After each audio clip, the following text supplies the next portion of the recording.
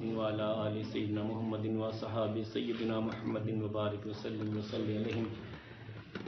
میرے نہایت ہی واجب الاحترام ذی قدر وزی محترم وزی محتشم بزرگوں دوستو، خالق کائنات جل وعلا نے اپنی لا ریب کتاب میں ارشاد فرمایا، ما کان اللہ لیعذبہم وانت فیہم، اے میرے محبوب صلی اللہ علیہ وسلم، اللہ کی شان کے لائق نہیں کہ اللہ ان کو عذاب سے دوچار کرے اگرچہ آپ اس کے اندر موجود ہوں۔ یعنی جب تک اے محبوب آپ ان کے اندر موجود ہیں، اللہ ان کو کبھی بھی تہ و بالا نہیں کرے گا۔ یہ آیت مقدسہ بارہا آپ کے سامنے تلاوت بھی کی اور اس موضوع پہ خاطر خواہ گفتگو بھی رہی، لیکن چونکہ ہم سیکھنے کے لیے بیٹھے ہیں، ہمارا مین مقصد صرف اپنی وقتی طور پہ ذات کو ایک لذت دینا مقصود نہیں ہے، بلکہ حقیقت میں سیکھنے کا ایک مقصد ہوتا ہے۔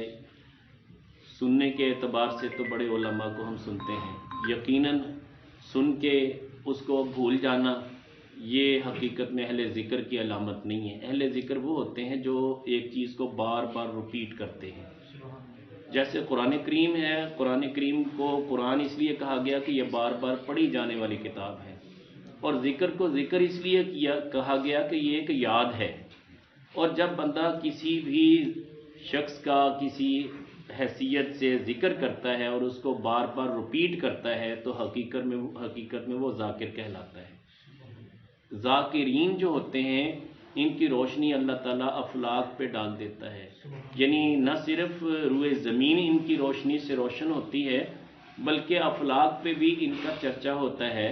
اللہ کریم جل وعلا جہاں ذاکرین کو یہاں پہ یہ مرتبے عطا کرتا ہے، وہاں ان کا تذکرہ آخرت میں بھی کرتا ہے، یہاں تک کہ ملائکہ کی بارگاہ میں جتنے بھی ملائکہ ہوتے سارے اکٹھے ہوتے ہیں اللہ کی بارگاہ میں، اور ملائکہ کے ساتھ بھی رب کائنات جل وعلا اس انسان کا تذکرہ کرتا ہے جو بندہ ذاکر ہوتا ہے۔ ذاکر میں نے پہلے عرض کر دیا کہ جو بار بار کسی چیز کا ذکر کرے اسے ذاکر کہتے ہیں۔ تو لہٰذا اللہ کے پیارے نبی صلی اللہ علیہ وسلم کی شانوں کے حوالے سے ہمارا تو کام، ہمارا اوڑھنا بچھونا ہی اللہ کے نبی کی شانوں کے حوالے سے ہے کہ جب ہم اللہ کے نبی کی شان کا ذکر کریں گے تو رب کائنات جل وعلا اپنے محبوب کے اس ذکر کے صدقے میں ملائکہ میں ہمارا ذکر کریں گے۔ تو لہٰذا ہمیشہ یہ اصول اپنا لیجئے کہ ایک واقعہ آپ نے کسی ایک عالم دین سے سنا، پھر وہی واقعہ دوسرے عالم دین سے، وہی تیسرے عالم دین سے، ایون کہ بار بار اس نے 10 بار بھی ریپیٹ کیا تو اس سے اکتانا نہیں ہے، اس لیے کہ آپ کو ہر دفعہ سننے میں ایک نئی لذت ملے گی، ایک نیا لطف ملے گا، اس لیے کہ ذکر کسی عام بندے کا نہیں ہے، اللہ کے نبی کا ذکر ہے۔ جب اللہ کے نبی کا ذکر ہوگا واقعہ وہی ہوگا، 10 بار پہلے سنا ہوگا، لیکن آپ کے ایمان کو ایک جدت محسوس ہوگی، ایک لذت اور حلاوت نصیب ہوگی۔ تو لہٰذا اہل ذکر جو ہوتے ہیں حکم بھی یہی ہے کہ فَاسْأَلُوا أَهْلَ الذِّكْرِ إِن كُنتُمْ لَا تَعْلَمُونَ، اگر تم کوئی بات نہیں جانتے تو اہل ذکر سے پوچھ لو۔ اہل علم کی بات نہیں ہوئی، علم دین کی بڑی فضیلت ہے، بڑی فضیلت ہے۔ علم وہ ہے جب تک آپ کا سینہ پاک ہے، وہ نور ہے، وہ آپ کے سینے میں محفوظ رہے گا، لیکن جب سینے میں کدورت آ گئی، بغض آ گیا، حسد آ گیا، گناہ آ گئے، علائشیں آ گئیں، اللہ جل شانہ علم کا وہ نور آپ کے سینے سے واپس لے لے گا۔ ایسے ہی جیسے گندگی پہ ہم کوئی اچھی چیز رکھنا پسند نہیں کرتے، علم ایسا نور ہے اللہ ایسے گندے سینے میں رکھنا پسند ہی نہیں کرتا۔ ایک بہت بڑے امام ہے، کسی نے پوچھا کہ حضور یادداشت ختم ہو گئی، بھول جاتا ہوں، سمجھ سے بالا تر ہے کہ ایسا کیوں ہوا؟ تو وہ امام کہنے لگے کہ گناہوں کو تو چھوڑ دے، یادداشت اللہ تمہاری اچھی کر دے۔ جب بندہ گناہوں میں پڑ جاتا ہے وہ پھر اہل ذکر نہیں رہتا، اہل علم بھی نہیں رہتا، وہ جاہل ہو جاتا ہے۔ یاد رکھنا میرے کریم آقا علیہ الصلوۃ والسلام فرماتے ہیں کہ جب بندہ کسی گناہ کا مرتکب ہو رہا ہوتا ہے اس وقت اس کا ایمان اس سے ایسے سلب کر لیا جاتا ہے جیسے اس کے سر پہ دی ہوئی چادر کسی نے کھینچ کے اتار لی ہو۔ ایمان گھٹتا بھی ہے بڑھتا بھی ہے۔ بخاری شریف میں باب باندھا ہے باب الایمان، اس میں تذکرہ موجود ہے کہ انسان کا ایمان ہمہ وقت ایک جیسا نہیں رہتا۔ بعض اوقات تو عرش کی باتیں کرتا ہے بندہ، بعض اوقات پاس بڑی چیز کا علم نہیں ہوتا، یہ اللہ کی طرف سے عطا ہے۔ جس لیول پہ بندہ رہے گا، جتنا ذکر کرے گا، جتنا اس کے پاس علم ہوگا، جتنی معرفت ہوگی، اللہ جل شانہ اتنا اسے بڑھا دیں گے۔ تو لہذا معاملہ یہ ہے کہ جب رب کائنات جل والا کا یہ نور انسان کے سینے میں ہوتا ہے تو پھر سینہ بھی پاک رہتا ہے۔ جب بندہ بری باتیں سنتا ہے، غفلت والے لوگوں کو دیکھتا ہے، غفلت والی ویڈیوز دیکھتا ہے، وہ باتیں جو بندے کو پراگندہ کرتی ہیں، اس کے خیال منتشر کرتی ہیں، یقین کامل میں کمی لاتی ہیں، تو سمجھ لے وہ بندہ اتنا گیا گزرا ہوتا کہ اللہ کے ہاں اس کی کوئی قدر و قیمت نہیں ہوتی۔ حقیقت میں اللہ کے ہاں مرتبہ کس کا ہے؟ جو ثابت قدم ہو۔ ان الذین قالوا ربنا اللہ ثم استقاموا تتنزل علیہم الملائکہ، اللہ تعالیٰ ارشاد فرماتے ہیں کہ بے شک وہ لوگ جنہوں نے کہا اللہ ہمارا رب ہے، پھر اس پہ ڈٹ گئے، تتنزل علیہم الملائکہ، اللہ ان پہ اپنے ملائکہ کا نزول کرتا ہے۔ جب ملائکہ نازل ہوتے ہیں تو رحمتیں لے کے آتے ہیں، برکتیں لے کے آتے ہیں، لیکن کس پہ ملائکہ نازل ہوتے ہیں؟ جس کو اللہ جل شانہ ثابت قدمی عطا کرتا ہے، ڈٹ جاتے ہیں، جو یقین کامل رکھتے ہیں۔ لیکن آج میڈیا کا دور ہے، بندہ تھوڑی دیر کے لیے میڈیا دیکھتا ہے، واٹس ایپ دیکھتا ہے، فیس بک دیکھتا ہے، یا گوگل پہ یا یوٹیوب پہ جاتا ہے، پتہ چلتا ہے کہ فلاں علاقے میں یہ ہو رہا ہے، فلاں علاقے میں یہ برائی ہو رہی ہے، فلاں علاقے میں یہ سیاسی معاملہ ہو گیا، یہ انتشار پیدا ہو گیا، اب ملکی دیوالیہ ہو گیا، پتہ نہیں کیا کیا باتیں سن کے مایوسی کی ایک لہر پیدا ہوتی ہے، جو کہ ایک اللہ کے ولی کے لیے زہر قاتل ہے۔ اللہ کے ولی کا وہ یقین کامل ہوتا ہے، اسے یہ اللہ کی بارگاہ سے ایک خاص کیفیت سے سرفراز کیا جاتا ہے کہ اس کی کیفیت یہ ہوتی ہے کہ وہ کبھی بھی مایوس نہیں ہوتا۔ جتنے بھی اس پہ مصائب و آلام آ جائیں، اس کی نوکری ختم ہو جائے، اس کے لیے سورسز بند ہو جائیں، اس کی تنخواہ بند کر دی جائے، اس کا کھانا پینا بظاہر ختم ہو جائے، سارے لوگ اس کی مخالفت پہ آ جائیں، اور اللہ کا ولی ہے، ثابت قدم رہے گا، اسے کسی چیز کی پرواہ نہیں ہوگی۔ یہ وہ اللہ کے ولی ہو چکا ہے، اس لیے کہ اسے اپنے رب پہ بھروسہ ہے، دنیا پہ نہیں بھروسہ، وہ کاروبار پہ بھروسہ نہیں کرتا۔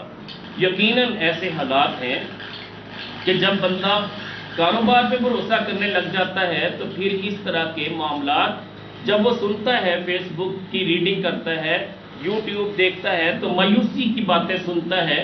مایوسی کی باتیں کرنے والے وہ جو غافل قسم کے لوگ ہیں، جب ان کی باتیں سنتا ہے تو کیفیت یہ ہوتی ہے کہ وہ بھی اس سے متاثر ضرور ہوتا ہے، اور وہ سمجھتا ہے کہ بس اب دنیا ختم ہونے والی، اب مرنے والی، اب پتہ نہیں کیا ہو جائے گا، اب کوئی کسی کا پرسان حال نہیں۔ اس کو بیٹا والیوم کم کریں۔ تو اب صورتحال یہ کہ اس کی کیفیت یہ ہوتی ہے کہ وہ خود بیچارہ مایوس ہونے لگتا ہے، جبکہ اللہ کے ولی مایوس نہیں ہوتے۔ جو اللہ کا ہو جاتا ہے، من کان للہ کان اللہ لہو، جو اللہ کا ہو جاتا ہے اللہ اس کا ہو جاتا ہے، اسے یقین کامل ہوتا ہے کہ کچھ نہیں ہوتا۔ جو بھی کوئی دعویٰ کرتا پھرے، کوئی کہے گا ملکی دیوالیہ ہو گیا، اب اتنے وہ وہاں پہ کنٹینر کھڑے ہیں، گورنمنٹ کے پاس ڈالر نہیں ہے، اب بندہ مرنے پہ آ چکے ہیں، اب یہ ہو جائے گا، وہ ہو جائے گا۔ اس طرح کی جب یہ باتیں ہوں گی تو لازمی بات ہے جو تھوڑے دل والے ہوتے ہیں پریشان ہو جاتے ہیں، والیوم کم کرتے ہیں۔ تو بات یہ ہے کہ ہم نے کوشش یہی کرنی ہے کہ اللہ جل شانہ کی بارگاہ میں وہ یقین کامل رکھنا ہے جو صحابہ رضوان اللہ علیہم اجمعین کو رب کائنات جل وعلا نے عطا کیا تھا۔ وہ یقین کامل کیا ہے؟ وہ آیت مقدسہ جو بار بار میں پہلے بھی عرض کر چکا ہوں، ریپیٹ کی ہے، ما کان اللہ لیعذبہم وانت فیہم۔ اے محبوب صلی اللہ علیہ وسلم، جب تک آپ ان کے اندر موجود ہیں، اللہ کی شان کے لائق نہیں کہ اللہ ان کو عذاب دے۔ اب بات یہ کہ ہم بظاہر تو مستحق عذاب نار ہیں، ہمارے اعمال کی شامت یہ ہے، جس قدر برائی پھیلائی جا رہی ہے، جگہ جگہ پہ جو بے حیائی کا بازار گرم کیا جا رہا ہے، جگہ جگہ پہ جو بندوں کو غافل کیا جا رہا ہے، اور کوشش کی جا رہی ہے کہ بندوں کو دین سے دور کر دیا جائے، مگر سچی بات ہے اس کے باوجود اللہ نے وہ مخلص بندے ابھی رکھے ہوئے ہیں جن کا کام یہ ہے کہ وہ ثابت قدمی کے لیے لوگوں کو باقاعدہ استقامت عطا کرتے ہیں۔ اچھے لوگوں کے پاس بیٹھو گے، یقین کامل والے لوگوں کے پاس بیٹھو گے، آپ کا یقین مستحکم ہوگا۔ بیٹھو گے جو غافل قسم کے لوگ ہیں ان کے پاس بیٹھو گے، خود غافل ہو جاؤ گے اور مایوس ہو جاؤ گے، اور مایوسی گناہ ہے، رب کائنات جل وعلا نے منع فرمایا ہے۔ اور حقیقت یہ ہے کہ رب کائنات جل وعلا ارشاد فرماتے ہیں، بلکہ حدیث پاک ہے، میرے کریم آقا علیہ السلام نے فرمایا، پیارے صحابہ یاد رکھنا، اگر ساری دنیا کے لوگ تمہارا رزق بند کرنا چاہیں تو نہیں کر سکتے. ساری دنیا کے لوگ تجھے ختم کرنا چاہے، مخالفت کرنا چاہے، تیری مخالفت نہیں کر سکتے. تو یقین قابل رکھ. ایسی صحابہ کو تلقین فرمائی کہ اگر ساری دنیا تمہارا فائدہ کرنا چاہے، اے بندہ مومن سوچ لے، یاد رکھ کہ تو ساری دنیا مل کے فائدہ نہیں کر سکتی جب رب نہ چاہے. تو لہٰذا اپنے رب سے اتنا رشتہ ہم نے استوار رکھنا ہے، رب کائنات جل وعلا کے ساتھ اتنا پیار کرنا ہے، محبت رکھنی ہے کہ رازق بھی وہی، خالق بھی وہی. اور یقین کریں وما من دابۃ فی الارض الا علی اللہ رزقها، زمین میں کوئی چوپایا بھی ایسا نہیں ہے جس کا رزق اللہ کے ذمہ نہ ہو. ہم جب رازق کو بھول جاتے ہیں نا تو پھر یہ مسائل ہمارے سامنے آتے ہیں، پھر ہم رکاوٹوں سے دوچار ہوتے ہیں، مسائل ہوتے ہیں ہمارے لیے، مایوس ہو جاتے ہیں ہم. لیکن اگر اللہ پہ بھروسہ ہے تو کوئی کچھ بھی نہیں بگاڑ سکتا. ہماری کیفیت کیا ہے؟ جب رب کائنات جل وعلا نے یہ فرما دیا کہ اے محبوب صلی اللہ علیہ وسلم جب تک آپ ان کے اندر موجود ہیں اللہ کی شان کے لائق نہیں کہ اللہ ان کو عذاب دے. اب ہماری تنزلی کا جو مین سبب ہے وہ کیا ہے؟ ہمارا یقین کامل ختم ہو چکا ہے. ہم اپنے نبی کے بارے میں ان کی شانوں کو جانتے ہی نہیں ہیں، معرفت ہی نہیں ہے ہمارے پاس. ہم سمجھتے ہیں کہ واقعی یار بس اب کوئی کچھ نہیں کر سکتا، حالانکہ ایسا نہیں. ہمیں یقین کامل ہونا چاہیے کہ آقا کریم علیہ الصلوۃ والسلام اس کائنات میں موجود ہیں، ان کی رحمت اس کائنات میں جاری و ساری ہے. اور یقیناً اللہ کے پیارے نبی صلی اللہ علیہ وسلم کی رحمت، ہم اس رحمت کے بہت بڑے مستحق سب سے پہلے ہم لوگ ہیں. اور جو یقین کامل رکھنے والا شخص ہوتا ہے وہ اللہ کے پیارے نبی صلی اللہ علیہ وسلم سے ہمیشہ ہمیشہ کے لیے پیار کرتا ہے. وہ ان باتوں پہ نہیں جاتا، اسے یقین ہے کہ میرے نبی موجود ہیں، اور جب تک آقا کریم علیہ الصلوۃ والسلام یہاں پہ موجود ہے دنیا تباہ نہیں ہو سکتی، دنیا میں عذاب الہی نہیں آ سکتا، اس لیے کہ اللہ کے نبی موجود ہیں. اور رہا یہ کہ یقین کس کا ہے؟ ہم سب کا یقین ہے کہ اللہ کے نبی صلی اللہ علیہ وسلم آج بھی موجود ہیں اور اپنے امتیوں کا فائدہ بھی کرتے ہیں اور اپنے امتیوں کی رہنمائی بھی کرتے ہیں، خوابوں کی صورت میں یا ظاہری ملاقات کی صورت میں. اللہ کے پیارے نبی صلی اللہ علیہ وسلم ایمان کو دوام بخشتے ہیں اور ثابت قدمی عطا کرتے ہیں، لوگوں سے ملاقاتیں بھی کرتے ہیں. ایک یا دو نہیں، ہزارہ واقعات موجود ہیں. وہ بہت بڑے بادشاہ ہوئے محمود غزنوی، سلطان محمود غزنوی کا نام کس نے نہیں سنا؟ جس نے سومناتھ کا مندر فتح کرنے کے لیے 17 حملے کیے تھے، اور حالت یہ تھی کہ ہر دفعہ شکست پا جاتے. اس کو بند نہ کرتے یار. کچھ ڈاؤٹ تھا اور کچھ اس کے ایسے خدشات تھے جن کو ابھی تک اس نے علماء سے ڈیبیٹس کر کے بہت ساری باتیں کر کے اس نے پوچھا، لیکن ابھی تسلی نہیں ہو رہی تھی. بات کیا تھی؟ ایک تو یوم آخرت پہ کہ قیامت کا دن ہونا ہے یا نہیں ہونا، کیا بنے گا قیامت کے دن. جب باتیں ساری قیامت کی ہو رہی، جبکہ کفار اس طرح کی باتیں کر رہے ہیں کہ بس بندہ مر کے ختم ہو جائے گا، مٹی میں مل جائے گا، ہڈیاں ختم ہو جاتی ہیں، قبر کھول کے دیکھا جاتا ہے اس میں واقعی ہڈیاں بھی بسیطہ ہو گئیں، اب کیسے ان کو دوبارہ اللہ تعالیٰ زندہ کرے گا. یہ عقیدہ اگرچہ ان لوگوں کا بھی تھا کہ اس وقت وہ کہا کرتے تھے یہ اللہ ان کو کیسے دوبارہ اکٹھا کرے گا، جمع کرے گا. لیکن سلطان محمود غزنوی کو بھی اس کا پریکٹیکلی علم بظاہر نہیں تھا. سنا ہوا تھا، احادیث میں پڑھا ہوا تھا، قبر کی زندگی، حشر کی زندگی، لیکن اس لیول پہ یقین کامل نہیں تھا. یہ عاشق رسول بندہ تھا. یہ تو کبھی اپنے غلام ایاز کا نام محمد ایاز کہہ کے نہیں پکارتا تھا، بلکہ ایاز کا ایک بیٹا تھا، اس کا نام تھا محمد. جب اسے پکارتا ایاز کے بیٹے کہہ کے پکارتا. ایک دن اس نے جا کے عرض کی کہ ابو جی اس طرح آج میرا بادشاہ وقت نے میرا نام لیا اور ایاز کے بیٹے کہہ کے پکارا ہے، مجھے محمد کہہ کے نہیں پکارا. تو ایاز بھی بڑا اچھا غلام تھا، کہنے لگا حضور آپ نے یہ کیا کیا، کوئی ناراضگی ہے تو مجھے بتائیں. فرمایا بات یہ نہیں ہے، بات یہ میں نے اللہ کے پیارے نبی صلی اللہ علیہ وسلم کا نام نامی اس میں گرامی محمد کبھی بغیر وضو کے لیے ہی نہیں ہے. تو اس دن میرا وضو نہیں تھا، میں نے تیرے بیٹے کو ایاز کا بیٹا کہہ کے پکارا، محمد کہنا میں نے گوارا نہیں کیا، یہ ادب کے خلاف تھا. ایسا نیک دل بادشاہ تھا. تو اس کے جو اکابرین ہیں، اس کے بڑے جو ہیں، وہ بھی اسی طرح اللہ کے پیارے نبی صلی اللہ علیہ وسلم کی زیارت نصیب ہوئی تھی اور بڑا تفصیلی واقعہ ان کا. تو بہرحال ان کی طرف سے بھی اللہ تعالیٰ کی طرف سے خاص طور پہ ان کو یہ تحفہ ملا تھا. ان کو یہ کہا گیا تھا کہ تمہاری پشتیں آخری بادشاہ تک بادشاہ در بادشاہ چلے گی. دوبارہ سلطان محمود غزنوی یہ ڈاؤٹ رکھتا تھا قیامت ہوگی نہیں ہوگی، کیا ہوگا. اور جو علم کے وارث ہیں ان کے بارے میں کہا گیا کہ جو علماء ہیں یہ نبیوں کے وارث ہیں، یہ بھی حدیث کی حد تک ٹھیک ہے۔ یہ بھی ایک عجیب کیفیت تھی، اس کے بارے میں بھی ابھی نہیں پتا تھا۔ تو یہ 2-3 باتیں ڈاؤٹ تھا ان کو۔ اللہ کا کرنا یہ ہوا کہ ایک دن یہ اپنے بادشاہوں کے جتنے شہزادے تھے ان کو ساتھ لے کے، مصاحبین کو ساتھ لے کے، مشعل بردار جیسے ایک جلوس ہوتا ہے بادشاہ کا، مطلب بہت بڑا ایک انداز ہوتا ہے کہ وہ جا رہا ہے کہ مشعلیں ساتھ ہیں، سونے کی مشعلیں ساتھ چل رہا ہے، بادشاہ اپنی سواری پہ سوار ہے۔ تو تقریباً یہ مغرب کے بعد کا وقت ہے جب سورج غروب ہو چکا تھا۔ اب روشنی بظاہر سورج کی نہیں ہے، اندھیرا بھی ہے۔ اب صورتحال کیا ہے، بادشاہ سلامت جا رہا ہے، دیکھتا ہے کہ اچانک وہ دیکھتا ہے کہ نوجوان ہے، طالب علم ہے، وہ اپنی کتاب کو لے کے جاتا ہے، وہ سامنے ہندو بنیے کی دکان ہے، وہاں پہ جو لائٹ جل رہی تھی نا، پہلے سے اس کی جو مشعل چل رہی تھی، وہاں جا کے کتاب دیکھتا ہے، پھر کچھ دور آ کے بیٹھ جاتا ہے، پھر پڑھنا شروع کر دیتا ہے، پھر اٹھتا ہے اپنی کتاب لے کے وہاں جاتا ہے، پھر پڑھتا ہے، اس کے بعد پھر آ کے بیٹھ جاتا ہے۔ یہ سارا منظر دیکھ رہا تھا۔ اس نے اس طالب علم کو بلایا، اس نے کہا کہ تو یہ کیا کر رہا ہے؟ کہنے لگا کہ میرے پاس مشعل نہیں ہے، میں دین کا طالب علم ہوں، میری کوشش یہ ہے کہ میں راتوں کو جا کے پڑھتا رہتا ہوں، روشنی نہ ہونے کی بنا پہ میں ہندو بنیے کی اس دکان پہ آتا ہوں، روشنی لیتا ہوں، کتاب کا سبق یاد کرتا ہوں، جب تک یہ دکان کھلی رہتی میں پڑھتا رہتا ہوں، چراغ کے لیے میرے پاس پیسے نہیں ہیں، تیل میسر نہیں ہے۔ یہ اس نے اپنا عذر پیش کیا۔ اب بادشاہ کو بڑا ترس آیا، اس نے اپنی جو سونے کی مشعل تھی نا وہ اس طالب علم کو دی۔ اس نے کہا تم دین کا طالب علم ہو اور تمہارے لیے یہ محتاجی کیوں؟ آج کے بعد اس کا تیل بھی شاہی خزانے سے ملا کرے گا، پریشان نہیں ہونا۔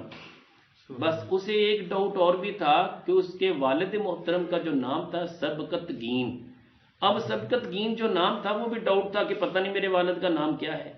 آپ کو پتہ ہے کہ پہلے لوگ کئی شادیاں کرتے تھے، بچے ان کے بہت زیادہ ہوتے تھے، کئی جگہوں پہ شادیاں ہوتی تھیں، کوئی کنفرمیشن نہیں ہوتی تھی یہ بچہ کس کا، یہ بچہ کس کا، تو لوگ اس کو تانے دیا کرتے تھے۔ اب اسے 2 ڈاؤٹ یہ تھے کہ جو دین کے طالب علم ہے کیا یہ نبیوں کے وارث ہیں، اور کیا قیامت کا دن ہوگا، اور میرے والد کا نام کیا ہے۔ 3 باتوں میں اسے خدشہ تھا، ڈاؤٹ تھا کہ ہونا کیا ہے۔ اب اللہ تعالیٰ کا کرم یہ ہوا کہ رات کو جب وہ بادشاہ سلامت سوتے ہیں تو خواب میں اللہ کے نبی صلی اللہ علیہ وسلم تشریف لے آتے۔ یہ وہی آیت مقدسہ کہ اللہ کے نبی آج بھی موجود ہیں۔ امتی کے حال زار پہ کوئی معاملہ گزرتا ہے تو اللہ کے نبی تشریف لاتے ہیں، بشرطے کہ امتی ان کو دل سے یاد کرے، ان کے ذکر میں بیٹھے، ان کی طرف توجہ تو کرے۔ تو فریاد امتی جو کرے حال زار میں، ممکن نہیں کہ خیر البشر کو خبر نہ ہو۔ وہ تشریف لے آتے ہیں ماشاءاللہ۔ کب آتے ہیں؟ جب امتی یاد کرتے ہیں۔ ہماری غفلت تو یہ کہ ہم تو ایک لمحے کے لیے بھی بیٹھتے نہیں، اللہ کے نبی کی ذات پہ درود و سلام بھی پڑھتے ہیں تو بس فارمیلٹی کے طور پہ چلتے چلتے پڑھتے ہیں۔ بھئی لاکھوں مرتبہ درود نہ پڑھیں، میں نہیں کہتا کہ آپ لاکھوں مرتبہ درود پڑھیں، آپ ایک بار پڑھ لیں، لاکھوں کی بجائے ایک بار درود و سلام پڑھ لیں، مگر ایسے پڑھیں کہ آپ می گردد وجود، کہ آپ کا جو پورا جسم ہے نا شرمندگی سے، پسینے سے پانی پانی ہو جائے کہ حضور میں اس قابل نہیں کہ میری زبان آپ پہ درود و سلام پڑھے۔ بس یہ کیفیت اپنے اوپر وارد کر کے ایک بار آپ کا درود 1,00,000 مرتبہ درود پڑھنے سے بہتر ہے۔ تو سچی بات یہ ہے کوالٹی پیدا کریں۔ تعداد کوانٹٹی کا ہونا یہ کوئی مقصد نہیں ہے، ورنہ لاکھوں درود پڑھنے والے پڑے ہیں مگر پریکٹیکلی 0۔ اصل حقائق کیا ہے کہ اللہ کے نبی کی بارگاہ میں رسائی نصیب ہو جائے، آپ کی ملاقاتیں نصیب ہو جائیں، آپ کو بیٹھنا نصیب ہو، آپ باتیں کریں، اللہ کے نبی صلی اللہ علیہ وسلم سے جواب لیں۔ امام جلال الدین سیوطی علیہ رحمہ 72 مرتبہ، بعض روایتیں 75 مرتبہ ظاہری طور پہ ملاقات کرو۔ اور میں آپ کو عرض کر رہا تھا کہ رات کو آقا کریم علیہ السلام خواب میں تشریف لائے، فرمایا کہ اے سبقت گین کے بیٹے، تو نے میرے وارث کو، اب دیکھیں کیا، نبیوں کا وارث، تو نے میرے وارث کو اپنی مشعل دی ہے، کل قیامت کے دن میں تیری شفاعت کروں۔ قیامت پہ یقین نہیں تھا، وہ بھی یقین دلا دیا، اور نبیوں کا وارث ایک دین کا طالب علم وہ بھی یقین دلا دیا۔ اس کے والد کی ولدیت میں شک تھا تو سبقت گین کا بیٹا کہہ کے ایک ہی فکرے میں سارے مسئلے حل کر دیے۔ مولا علی شیر خدا رضی اللہ تعالیٰ عنہ فرماتے ہیں ابھی 3 دن ہوئے میرے کریم آقا علیہ السلام دنیا سے پردہ فرما گئے، 3 دن کے بعد بھی ہم قبر پہ بیٹھا کرتے تھے، سارا سارا دن صحابہ بیٹھ کے آنسو بہاتے تھے، رویا کرتے تھے سرکار کی یاد میں۔ مولا علی شیر خدا رضی اللہ تعالیٰ عنہ فرماتے ہیں کہ اللہ کی قسم میں آپ کو وہ واقعہ بتا رہا ہوں جو میں نے اپنی آنکھوں سے دیکھا کہ ایک اعرابی آیا، اس نے آ کے پوچھا اللہ کے نبی صلی اللہ علیہ وسلم کہاں ہیں؟ تو ہم نے اشارہ کیا کہ وہ سامنے مزار ہے، صاحب مزار اللہ کے نبی ہیں۔ وہ اتنا رویا، اس نے کہا وہ سامنے مزار اللہ کے نبی کی، اللہ کے رسول کی مزار ہے؟ کہنے لگے ہم نے کہا کہ ہاں وہ اللہ کے نبی کی مزار ہے۔ تو مولا علی شیر خدا رضی اللہ تعالیٰ عنہ فرماتے ہیں وہ قبر پہ لپٹ گیا، ہم نے دیکھا مٹھی شریف اٹھا کے، خاک شریف اٹھا کے اس نے اپنے سر میں ڈالی اور رو رو کے عرض کر رہا ہے کہ یا رسول اللہ، رب کائنات جل وعلا نے تو یہ حکم دیا وَلَوْ أَنَّهُمْ إِذْ ظَلَمُوا أَنفُسَهُمْ جَاءُوكَ، اے محبوب جب آپ کے امتی ظلم کر بیٹھیں آپ کے پاس آ جائیں، آپ تو پردہ کر گئے، میں نے تو اپنی جانوں پہ بڑا ظلم کیا ہے، میں تو معافی مانگنے کے لیے آیا ہوں، میں تو اپنی بخشش کے لیے آیا ہوں، یا رسول اللہ آپ پردہ کر گئے، اب میں بخشش کہاں سے طلب کروں؟ اب مولا علی شیر خدا رضی اللہ تعالیٰ عنہ فرماتے ہیں میں دیکھ رہا تھا کہ وہ روتا رہا یہاں تک کہ قبر انور سے آواز آئی قد غفر لک، ہم نے تیری بخشش کر دی ہے۔ میرے نبی تو زندہ ہے نا، جس کو یقین کامل ہے کہ اللہ کے پیارے نبی صلی اللہ علیہ وسلم آج بھی موجود ہیں، ہماری سنتے ہیں تو یقیناً اس کی واقعی سنتے ہیں۔ جس بیچارے کو یقین ہی نہیں ہے اس کی سنیں گے کون؟ سچی بات ہے، یقین کامل کے ساتھ اللہ کے نبی صلی اللہ علیہ وسلم کو یاد تو کریں نا۔ وہ کتنا اچھا واقعہ میں اکثر سنایا کرتا ہوں، بیوروکریٹس میں سے ایک ایسا شخص بھی تھا جو وہاں چلا گیا صفائی ستھرائی کرتا۔ ایک دن اس نے دیکھا کہ ایک بدو آیا، اس نے مزار پر انوار کے پاس آ کے باتیں کی اور اندر سے بھی آواز آ رہی۔ یہ بیچارہ پریشان ہو گیا کہ یار مجھ سے تو اللہ کے نبی صلی اللہ علیہ وسلم باتیں نہیں کرتے، اس سے باتیں بھی کرتے ہیں۔ پتہ یہ چلا کہ اللہ کے نبی عربیوں کے ہیں، اجمیوں کے نہیں ہیں۔ بس یہ بیچارہ دل ٹوٹ گیا، اب جانے کی تیاری کرنے لگا۔ رات کو خواب میں کیا دیکھتا؟ اللہ کے نبی صلی اللہ علیہ وسلم تشریف فرمایا کہ تو ڈسارٹ ہو کے جا رہا ہے، پریشان ہو رہا ہے، تو کبھی مجھے ملنے کے لیے آیا ہی نہیں تھا، تو مزار سمجھ کے بیٹھا رہا۔ تو ہم نے کہا جیسے اس کا دل لگتا ہے ایسے ہی صحیح، تو کبھی ہمیں ملنے کا ارادہ تو کرتا، ہم ملنے نہ آتے۔ آج تیری طلب نے انگڑائی لی اور تو چاہا تو نے کہ مجھے بھی سرکار ملیں، تو آج میں چل کے آیا ہوں۔ میں محمد عربی ہوں تجھے ملنے کے لیے، تو ناراض ہو کے نہ جا۔ میں تو ہمہ وقت تجھے دیکھتا ہوں کہ تو قرآن کریم کی تلاوت کرتا ہے۔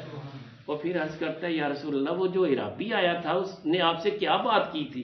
آقا کریم علیہ السلام فرماتے ہیں کہ اس نے مجھ سے پوچھا تھا کہ میری بیٹی کے 2 رشتے آئے ہیں، یا رسول اللہ صلی اللہ علیہ وسلم ان دونوں رشتوں میں سے میں کون سے رشتے کو ہاں کروں؟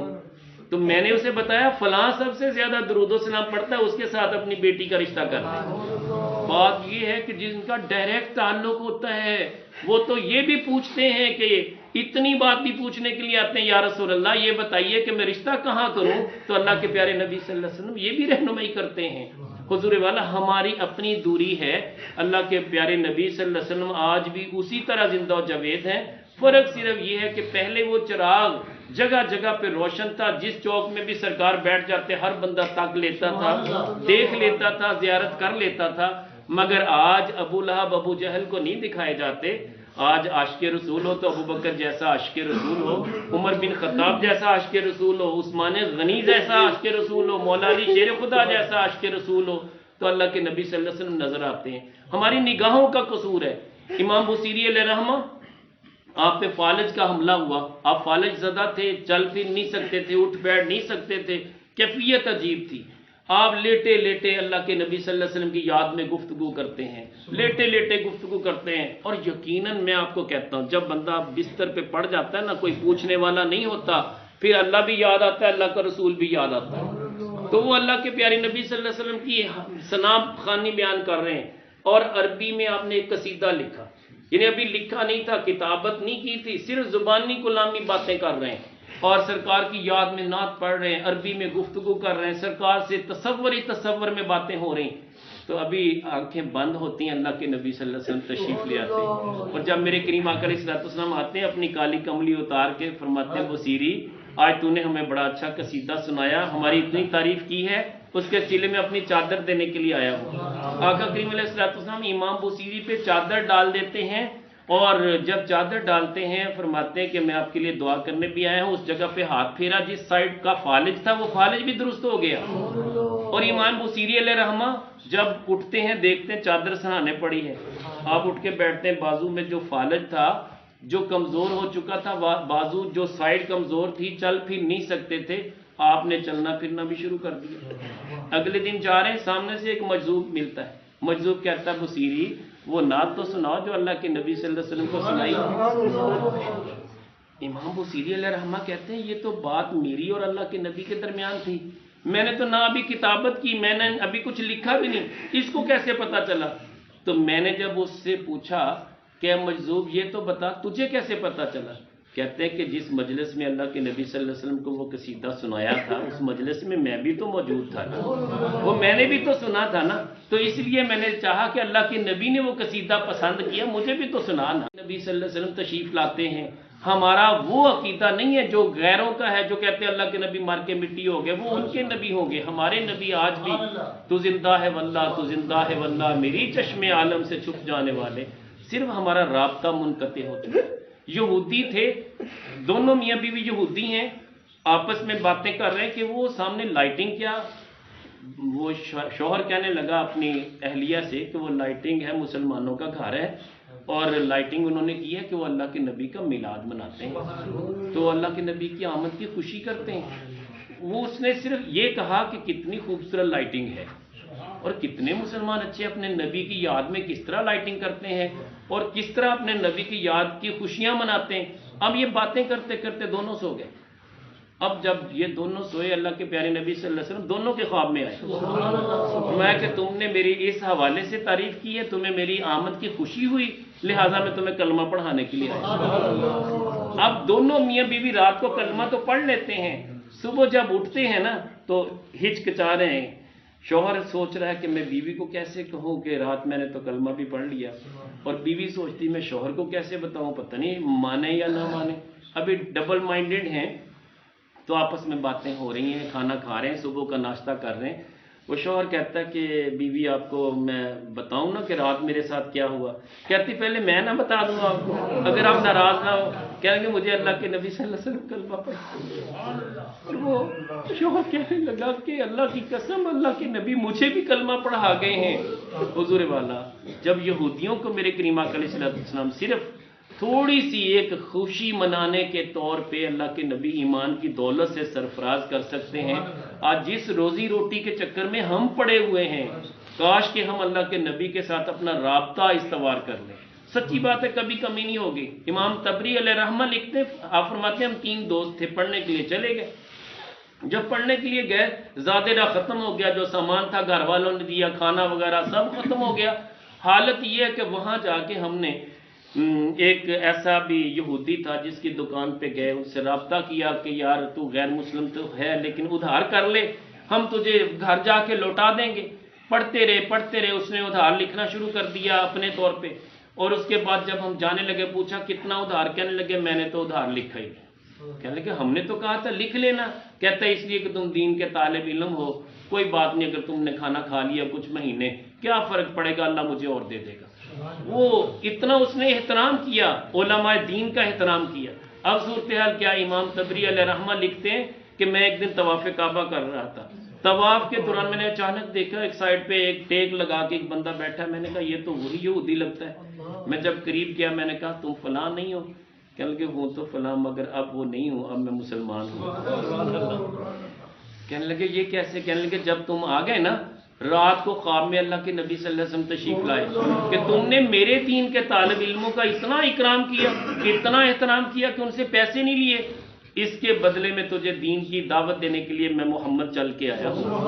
مجھے بتائیے یار، سب کو کلمہ کسی نہ کسی نے پڑھایا، مگر جس کو اللہ کے نبی نے کلمہ پڑھایا اس کا مرتبہ کتنا۔ اور یاد رکھیں اللہ کے پیارے نبی صلی اللہ علیہ وسلم، ٹائم چونکہ کافی ہو رہا ہے، چلے میں مختصر کرتا ہوں۔ اللہ کے پیارے نبی صلی اللہ علیہ وسلم سے صحابہ اتنا پیار کرتے تھے، اتنا پیار کرتے تھے، آپ کے آرام کا بڑا خیال کرتے تھے۔ میں ابھی سن رہا تھا علامہ پیر اجمل قادری صاحب کو، بڑا پیارا واقعہ انہوں نے سنایا، مزہ آیا۔ وہ واقعہ کیا ہے؟ وہ کہتے ہیں کہ چھوٹے سے ایک صحابی تھے، ابو طلحہ بن مالک۔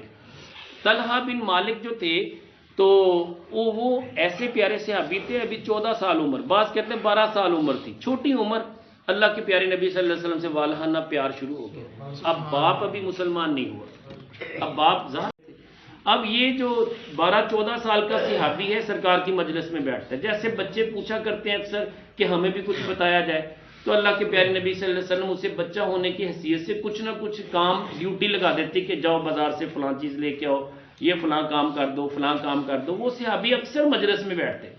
طلحہ بن مالک رضی اللہ تعالیٰ عنہ سرکار کی مجلس میں اکثر بیٹھتے. ایک دن عرض کرتے ہیں حضور مجھے کوئی خاص کام دیں نا، کوئی ڈیوٹی تو لگائیں نا میری، میں یہ چھوٹے چھوٹے کام تو کرتا رہتا ہوں لیکن حضور کوئی خاص ڈیوٹی دیں. آپ نے فرمایا اچھا تم خاص ڈیوٹی چاہتے ہو، جاؤ پھر اپنے والد کا سر تن سے جدا کر دو، اپنے والد کو قتل کر دو. اب 12 یا 14 سال کی عمر کا صحابی ہے، اللہ کے نبی صلی اللہ علیہ وسلم کے منہ سے لفظ نکلے. مولا علی شیر خدا بھی پاس بیٹھے تھے، ان کی تلوار پکڑ کے بھاگنے لگے تو آقا کریم علیہ السلام نے فرمایا کہ اس کو روکو. میں نے تو چیک کیا تھا کہ کیا یہ اس قدر مجھ سے محبت کرتا ہے. میں تمہیں بتانا چاہ رہا تھا کہ یہ 12-14 سال کا بچہ مجھ سے اتنا پیار کرتا ہے کہ اپنے باپ کا بھی سر تن سے جدا کرنے کے لیے تیار ہو گیا. اس کو روک لو. روک لیا گیا. عرض کی حضور اجازت تو دینا، دیکھے میں اپنے باپ کا سر قلم کر کے لاتا ہوں. میں نہیں، میں تمہیں سر کاٹنے کے لیے کبھی نہ کہتا. تو نے کہا تھا نا کوئی خاص مقصد، کوئی خاص بڑا کام دو، تو بڑا کام یہ تھا، تو تم تو یہ بھی کرنے کے لیے تیار ہو گئے. یہ تیری محبت ہے جو میرے ساتھ ہے. تو وہ صحابی بیمار ہو گئے. اب غالباً اس کے والد صاحب بھی اس وقت مسلمان ہو گئے تھے. اب وہ بیمار ہو گئے. اللہ کے پیارے نبی صلی اللہ علیہ وسلم کو پتہ چلا. سرکار مدینہ صلی اللہ علیہ وسلم ان کی تیمارداری کے لیے جاتے ہیں اور آقا کریم علیہ السلام اس کے سرہانے بیٹھ جاتے ہیں اور آقا کریم علیہ السلام اس کے والد صاحب سے بات کرتے ہیں. چونکہ یہ اس وقت بے ہوشی کے عالم میں تھے، اس کے والد صاحب سے بات کرتے ہیں لیکن یہ کچھ نہ کچھ باتیں سن رہے تھے. تو والد صاحب سے جو بات کرتے ہیں وہ بات کیا تھی؟ اللہ کے پیارے نبی صلی اللہ علیہ وسلم نے فرمایا کہ آج رات اس کا انتقال ہو جائے گا، تو لہٰذا جب بھی اس کا انتقال ہو مجھے بلا لینا، میں اس کا جنازہ خود پڑھاؤں گا. اب وہ آقا کریم علیہ السلام تو تشریف لے گئے. ابو طلحہ پوچھتے ہیں کہ ابو جی آقا کریم علیہ السلام کیا باتیں کر رہے تھے آپ سے؟ تو کہتے ہیں کہ اس طرح انہوں نے فرمایا. تو وہ پتہ کتنے ادب والا صحابی تھا یار، چھوٹی عمر تھی لیکن اس کے ادب کا اندازہ کیجئے. وہ عرض کرتا ہے کہ ابو جی میرا وقت یقیناً قریب ہے، میں نے چلے جانا ہے، لیکن راتیں بھی ٹھنڈی ہیں، سردیوں کی راتیں ہیں، اور یہ بھی دیکھ لیں کہ آقا کریم علیہ السلام کو اگر آپ اطلاع دیں گے تو جس محلے سے سرکار نے گزر کے ہمارے گھر تک پہنچنا ہے نا، اس محلے میں راستے میں یہودی ہیں، کہیں ایسا نہ ہو کہ میرے نبی کو میری وجہ سے نقصان ہو، کوئی تکلیف پہنچ جائے، میں نہیں چاہتا.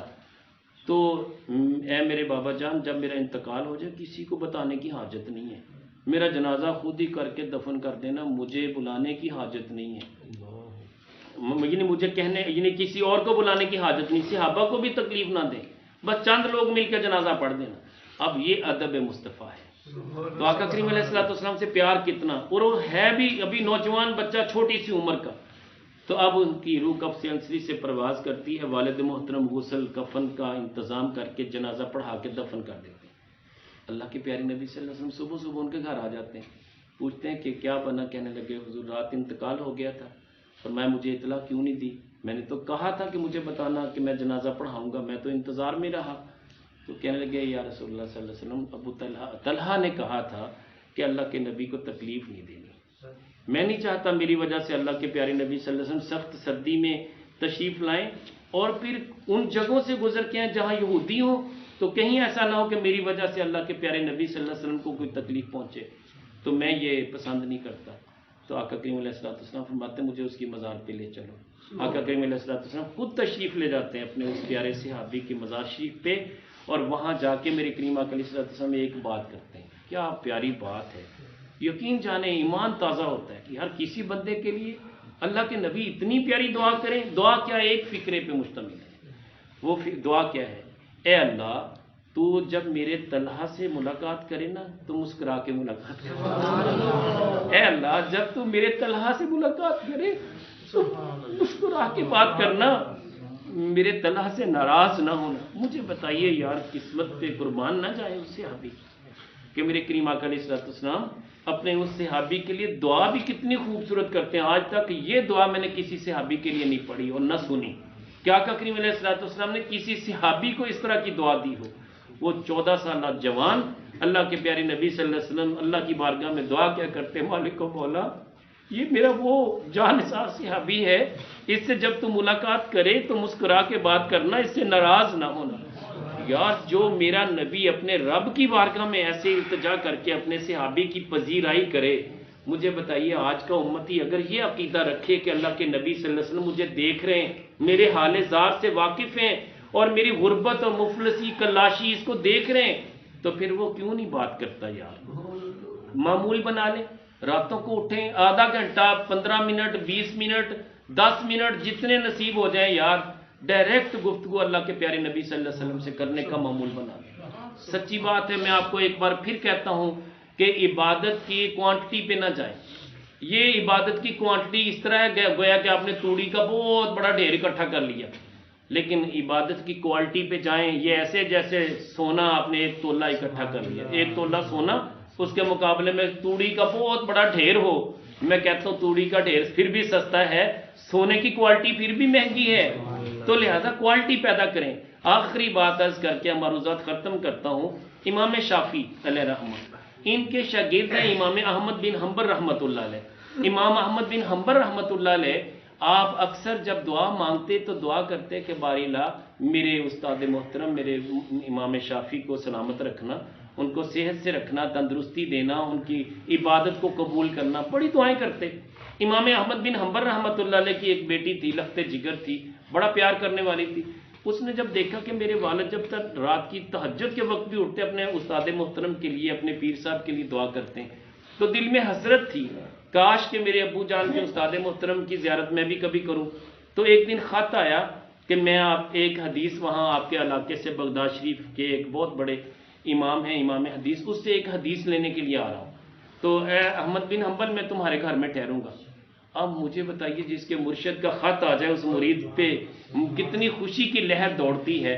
تو امام احمد بن حنبل رحمۃ اللہ علیہ خوش ہو کے بیٹی کو بتایا کہ میرے استاد محترم میرے پیر و مرشد آ رہے ہیں، امام شافعی علیہ رحمت جو صاحب حضوری ہیں، اللہ کے پیارے نبی صلی اللہ علیہ وسلم کے ہاں ان کی بڑی پذیرائی ہے۔ تو امام شافعی علیہ رحمت تشریف لائے۔ اب صورتحال یہ ہے کہ بیٹی بڑی خوش ہے کہ میں آج ان کی عبادت بھی دیکھوں گی، ریاضت بھی دیکھوں گی، میرے والد ساری رات عبادت کرتے ہیں، دن کو روزے سے رہتے ہیں، بڑا ذکر فکر اور بڑی عبادتیں، میں ان کی عبادت بھی دیکھوں گی۔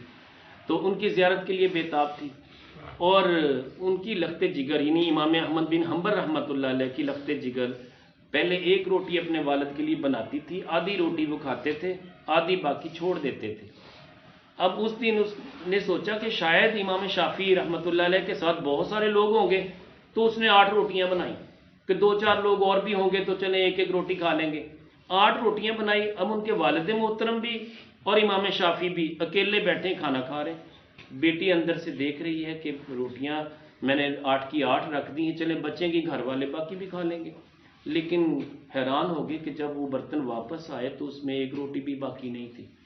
تو لوگ بھی زیادہ نہیں تھے، پوچھا کہ حضور آپ کے جو پیر و مرشد آئے ہیں، آپ کے استاد محترم آئے ہیں، وہ اتنی روٹیاں کھا گئے، 8 کی 8 روٹیاں کھا گئے؟ کہنے لگے کہ ہاں انہوں نے 8 روٹیاں کھا لی۔ کہتے میں نے بھی آدھی روٹی کھائی۔ کہنے لگے پھر بھی 7.5 روٹیاں تو وہی کھا گئے، تو لیکن آپ کی تو بھوک بہت تھوڑی ہے۔ تو یہ کیا کہتے کہ نہیں بیٹا کسی بات پہ بھی اعتراض نہیں کرنا، اس میں حکمتیں ہیں، وہ بہتر جانتے ہیں۔ خیر وہ بیٹی کہتی کہ جب عشاء کی نماز پڑھنے کے لیے گئے نا تو میرے ذہن میں خیال آیا، میں نے کہا یہ تہجد کے لیے اٹھیں گے، فجر کے لیے اٹھیں گے، پانی کی ضرورت ہوگی، میں نے لوٹا بھر کے چارپائی کے ساتھ رکھ دیا۔ اب وہ عشاء پڑھ کے آئے، لیٹ گئے، جبکہ امام شافعی علیہ رحمۃ نے مصلی بچھایا، کافی دیر تک عبادت کرتے رہے، اپنے معمولات میں مصروف رہے، یہاں تک کہ پھر کچھ دیر کے لیے لیٹے، پھر تہجد کے لیے اٹھے۔ انہوں نے باہر آ کے وضو کیا، گھر میں آ کے وضو کر کے پھر عبادت کرنے لگ گئے، بلند آواز سے قرات بھی کرتے رہے، ذکر بھی کرتے رہے، قرآن بھی پڑھتے رہے، یہاں تک کہ فجر کا وقت ہوا۔ تو امام شافعی علیہ رحمہ کو عرض کرتے ہیں کہ حضور اگر طبیعت اجازت دے تو نماز جماعت کے ساتھ پڑھ آئے ہم۔ تو آپ اٹھے چارپائی سے، آپ نے وضو بھی نہیں کیا، سیدھے مسجد میں نماز کے لیے چلے گئے۔ اب ادھر یہ بچی دیکھتی کہ لوٹا تو پانی کا اسی طرح بھرا ہوا، انہوں نے وضو بھی نہیں کیا، تہجد بھی نہیں پڑھی، ذکر فکر بھی نہیں کیا، ساری رات چارپائی پہ لیٹے رہے، کوئی کام بھی نہیں کیا۔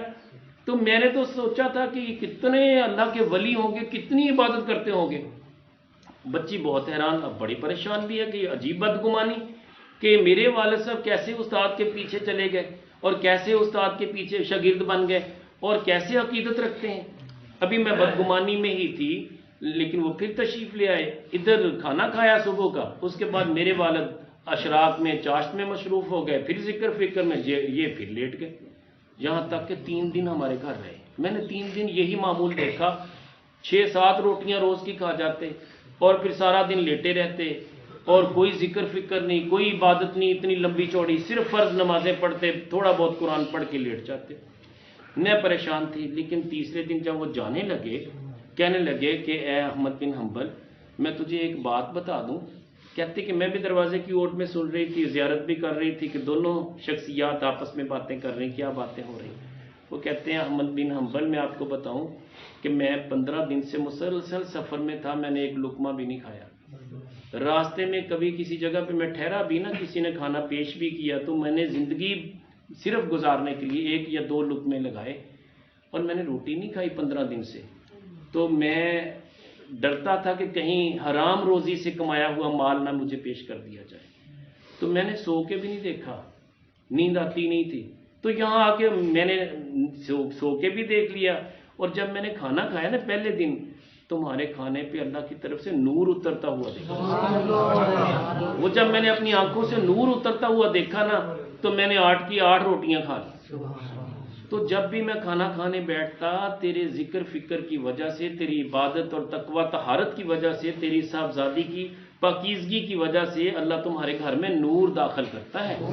تو اس نور کی وجہ سے میں صبح و شام کا کھانا جی بھر کے کھاتا رہا. تو آپ کو بتاؤں کہ میں کسی اور جگہ اتنی روٹی نہیں کھاتا. تو میں تو آدھی روٹی 1 روٹی بمشکل کھاتا ہوں، لیکن یہاں آ کے میں نے 7-7 8-8 روٹیاں کھائی ہیں. اور یہ بھی یاد رکھنا کہ میں نے صرف اور صرف نمازوں پہ اکتفا نہیں کیا، عبادتوں پہ اکتفا نہیں کیا، بلکہ میں لوگوں کی خیرخواہی کرتا ہوں، مسائل استنباط کرتا ہوں. یہ جو رات تو نے تلاوت کی تھی نا، اس سے میں نے 100 مسائل استنباط کیے. قرآن کریم کی ان آیات سے 100 مسائل جو کہ عوام کے کام آئیں گے. تو نے عبادت کی ہے اپنی ذات کے لیے، میں نے علم حاصل کیا ہے اور اس میں سے مسائل سیکھے ہیں عوام کے لیے. میں نے عوام کو علم کی روشنی سے سرفراز کرنا ہے. تو صرف اپنی ذات تک کام کرتا ہے، تو بھی عوام کے لیے کام کیا کر. یہ تیری ذاتی عبادت تیرے کام آئے گی، عوام کے کام نہیں آئے گی. عوام کے کام تیرا علم آئے گا جو نور بن کے پھیلے گا اور ان کے سینے روشن ہوں گے. اب بات کرنے کا مقصد یہ کہ دیکھیں ہیں وہ بھی امام، امام شافعی علیہ رحمہ بہت بڑے امام ہیں. یہ بھی امام ہیں، امام احمد بن حنبل رحمۃ اللہ علیہ. بڑی مشقتیں انہوں نے برداشت کی، مگر اس کے باوجود کوانٹٹی اور کوالٹی کی بات میں نے کر دی. کوانٹٹی ان کے پاس تھی، کوانٹٹی ان کے پاس تھی امام احمد بن حنبل رحمۃ اللہ علیہ کے پاس، کوالٹی ان کے پاس تھی جو امام شافعی ہیں. تو پھر انہوں نے ترغیب کیا دی؟ انہوں نے کہا کہ اپنے لیے صرف عبادت نہ جمع کر، بلکہ دوسروں کو روشنی پھیلانے والا بن جا اور اپنے سینے کو علم کے ایسے نور سے، معرفت سے روشن کر کہ تجھ سے دوسرے سیکھنے کے لیے آئیں اور تو دوسروں کو سکھانے والا بنے. تو یہ حقیقت میں کوالٹی ہے. تو جب بندہ مشعل کی طرح جلتا ہے نا، خود وہ جلتا ہے لیکن روشنی دوسروں کو دیتا ہے. لیکن ایک بندہ صرف اپنی روشنی میں لگا ہوا ہے، اپنے کمرے میں بیٹھا عبادت کر رہا ہے. یہ حجرہ نشینی اگرچہ بہت بڑی بات ہے، تنہائی خلوت نشینی نصیب ہو جائے بڑی بات ہے، مگر جب تک لوگوں کو فائدہ نہیں ہے تو سمجھ لیں زندگی کا مقصد ہی ختم ہو جاتا ہے. ہم نے سب کو لے کے چلنا ہے، سب کے کام آنا ہے، سب کے لیے صلہ رحمی کرنی ہے، مایوس نہیں کرنا لوگوں کو، بلکہ استقامت دینی ہے، کانفیڈنس بحال کرنا ہے. بار بار جب یہ رپیٹ کریں گے بس جی ملک کا دیوالیہ ہو گیا، بس جی روزگار ختم ہو گیا، سب مر گئے، سب لوٹ جائیں گے، یہ ہو جائے، نہیں یار. اس کا مطلب اللہ کے نبی کی ذات اقدسہ پہ ہمیں یقین نہیں ہے. اگر یقین ہے رب اور اس کے رسول پہ یقین ہے تو پھر بندہ کبھی گھبراتا نہیں ہے. کچھ ہو جائے، رب رازق ہے، رب خالق ہے، رب مالک ہے، پیدا بھی اسی نے کیا، زندگی بھی اسی نے دینی ہے اور بچانا بھی اسی نے ہے، ڈیفالٹر ہونے سے بھی بچانا اسی نے ہے. ابھی تو پتہ نہیں کیا کیا مرحلے آنے ہیں، بے حیائی کا بازار پتہ نہیں کس حد تک آگے گرم ہونا ہے. لیکن ہم نے بے حیائی کا حصہ نہیں بننا، بلکہ اپنے بچوں کو، اپنی نسل کو اس سے بچانا ہے، خود بھی نیک بننا ہے اور لوگوں کو بھی نیک بنانا ہے. اللہ جل شانہ ہماری معروضات کو قبول فرمائے. وقت میں نے زیادہ لے لیا، اللہ جل شانہ معاف فرمائے. اور ہمیں صحیح معنوں میں سچا مسلمان بننے کی توفیق دے. دعا فرمائے.